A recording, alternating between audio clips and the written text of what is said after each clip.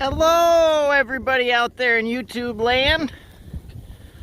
So we finally got some snow on the homestead. It's a blizzard.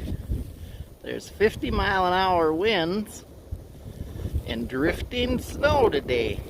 It's about noon.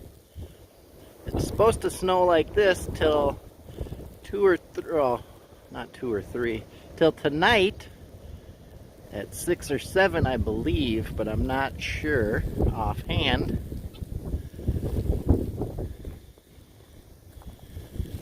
So it's a snowing, definitely. I got all the wood cut up, except those last two, but those were frozen to the ground, so I couldn't get them up. But winter is finally here.